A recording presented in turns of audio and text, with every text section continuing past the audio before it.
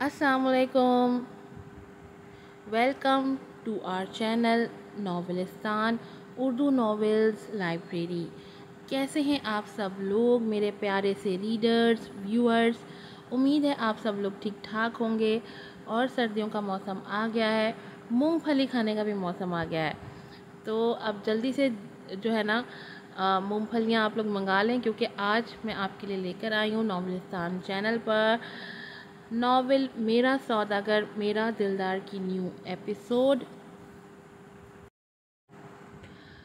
چلیں جلدی سے جائیں، جا کر کے چینل کو سبسکرائب کر دیں، ویڈیو کو لائک کیجیے گا، شیئر کیجیے گا، اچھے اچھے ریویوز دیجیے گا اور بیل آئیکن کو ضرور پریس کیجیے گا تاکہ تمام ایپیسوڈ کی نوٹیفیکیشنز آپ کو وقت پر مل سکیں.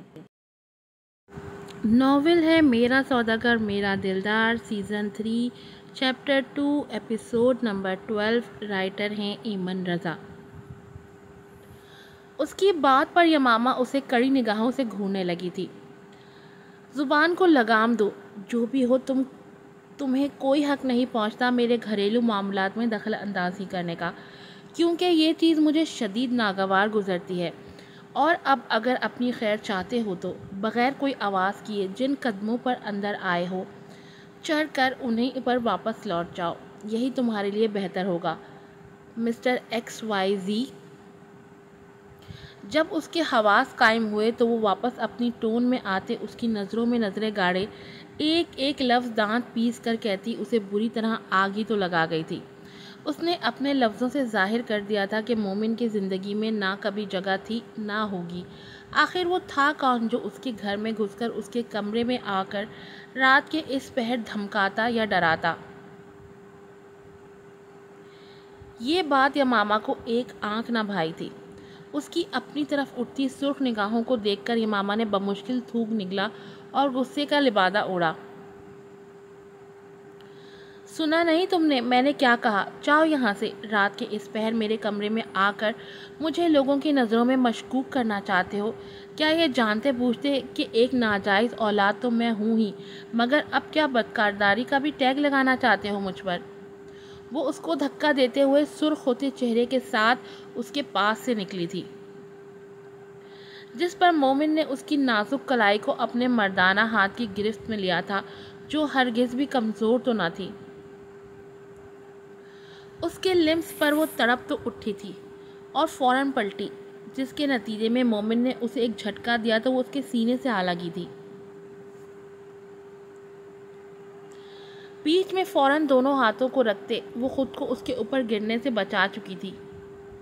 یہ کیا بدتمیزی ہے؟ وہ بری طرح مچلی تھی اس کے حصار میں جو اس کے گرد تنگ ہوتا جا رہا تھا، جبکہ اس کے دونوں ہاتھ مومن کے سینے پر تھے، جس سے وہ اس کے دل کی دھڑکن صاف محسوس کر سکتی تھی. اور یہی چیز اس کے پورے جسم میں کپکپی طاری کر رہی تھی. یہ کیسے جذبات کو دعوت دے رہا تھا اس کا لمس. اس نے بھرپور کوشش کرتے خود کو اس سے چھڑانے کی کوشش کی، مگر ناکام ہی رہی.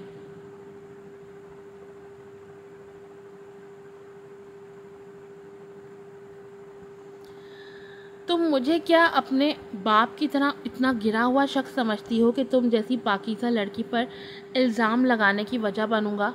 تمہاری رسوائی سے پہلے میں خود کی جان دے دوں گا یمامہ. وہ اس کی آنکھوں میں اپنی حد درجہ سرخ ساکت آنکھیں ڈالے بولا تو وہ اس کو دیکھ کر رہ گئی تھی. آخر کہاں سے آیا تھا یہ شخص اور کس مٹی کا بنا تھا جسے یمامہ کی اتنی بے عزتی بھی محسوس نہیں ہوتی تھی؟ کیسے ہوتی اس کو کیا پتا، 2 بار پہلے بھی بے عزت ہو چکا ہے.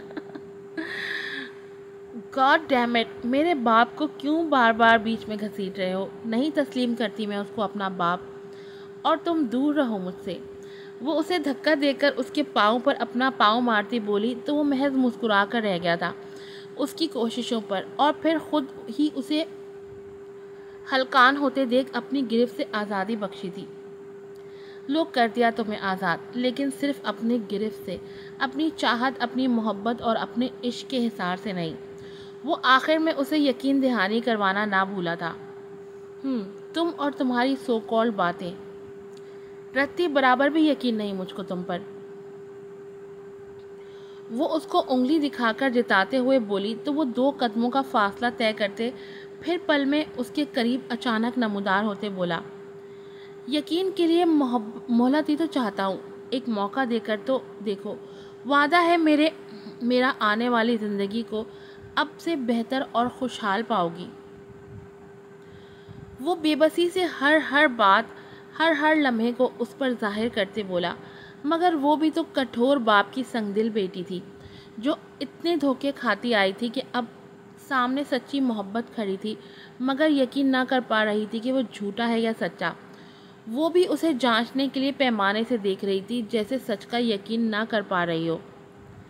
بات میں دم تو ہے تمہاری، مگر کیا کروں، اب دھوکوں سے شناسا ہو چکی ہوں میں، تمہاری باتوں میں اور ان کی باتوں میں خاصا فرق نظر نہیں آ رہا مجھے، تو پھر بتاؤ کیسے یقین کر لوں تم پر؟ کیا نیا ہے تم میں، کیا خاص ہے؟ وہ اسے اس کی حیثیت یاد کرواتی ہوئی اس پر طنز کرتے پلٹتی ہوئی بیڈ پر جا بیٹھی تھی، ٹانگ پر ٹانگ رکھے دونوں ہاتھ بیڈ پر رکھتی وہ زیرک نگاہوں سے اس کے پل پل بدلتے تاثرات دیکھ رہی تھی۔ مجھے اپنا وفادار پاؤ گی، کہیں بھی کبھی بھی کسی بھی لمحے کسی بھی مشکل میں اپنے آگے جھکے کھڑا پاؤ گی۔ جانتا ہوں دھوکے بہت کھائے ہیں تم نے اپنوں سے ہی، مگر میں خود کو ثابت کرنے میں ایک پل کے لیے بھی گھبرا گیا تو سانسیں چھیننے کا حق ہوگا تمہیں۔ وہ اس کے سامنے ایک گھٹنے کے بل بیٹھتا اپنا سر جھکاتے اتنی بڑی بات کہہ گیا کہ یمامہ کا خون تک منجمد ہو گیا اور وہ کئی لمحے سانس نہ لے پائی۔ جب اس نے نگاہ اٹھا کر یمامہ کو دیکھا تو اس کے وجود میں ہلچل ہوئی۔ جو کہوں گی کرو گے؟ وہ جیسے اسے آزمانے کا سوچ چکی تھی۔ بے شک شرط یہ ہے کہ اپنی منزل میں مجھے تم انعام میں چاہیے ہو۔ اس نے بھی اٹل لہجے میں کہا تھا، جس پر یمامہ نے سوچا کہ آزمانے میں کیا جاتا ہے، وہ کون سا اپنی کہی بات سچ کر دکھائے گا۔ منظور ہے؟ وہ کھڑے ہوتے ہوئے بولی، تمہارا پہلا ٹاسک یہ پتہ لگانا ہے کہ عفاف کوئی بات ہم سب سے چھپا رہی ہیں، اور وہ کیا ہے کوئی نہیں جانتا۔ تم اس کا پتہ لگاؤ جلد سے جلد اور بتاؤ مجھے، بدلے میں تم سے منگنی کرنے پر راضی ہوں۔ اس کی بات پر وہ حیرت سے اپنی جگہ سے کھڑا ہوا۔ کیا واقعی؟ وہ بے یقینی سے بولا، لیکن صرف منگنی، وہ بھی کام ہو جانے کے بعد۔ اب جاؤ یہاں سے۔ وہ اسے دھکا دیتی بولی تو وہ اسے آخری بار دیکھ کر بالکنی سے چھلانگ لگا گیا، جس پر یمامہ کی چیخ برآمد ہوئی تھی۔ اس نے بھاگ کر نیچے جھک کر دیکھا تو وہ صحیح سلامت بندروں کی طرح لٹکتے لٹکاتے نیچے پہنچ چکا تھا، اور اب اسے شرعی نظروں سے دیکھ رہا تھا، جیسے کہہ رہا ہو، فکر ہے تو تم پیچھے آئی۔ جس پر وہ اسے کڑے تیوروں سے گھورتی ہوئی کھڑکیوں کی سلائڈز جھٹکے سے بند کر گئی۔ جیسی بھی ہے پر میری ہے، وہ وہاں آخری نظر ڈال کر خود سے مسکرا کر کہتا وہاں سے جا چکا تھا۔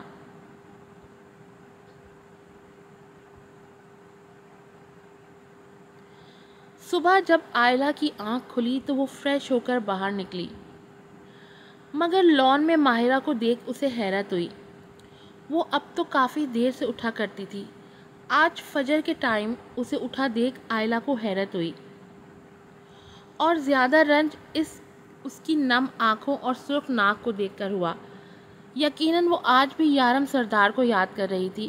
بے شک وہ لفظی کہا کرتی تھی کہ نفرت ہے اس سے، مگر در حقیقت وہ عشق تھا اس کا، جس کی یاد کے بغیر ماہرہ کا جینا شاید ممکن نہ تھا۔ مہر نے اپنے مسکراتے اور آئلہ نے اپنے مسکراتے اور شرارت سے بھرے لہجے میں کہہ کر پھر سے مقابل کو ہنسایا تھا،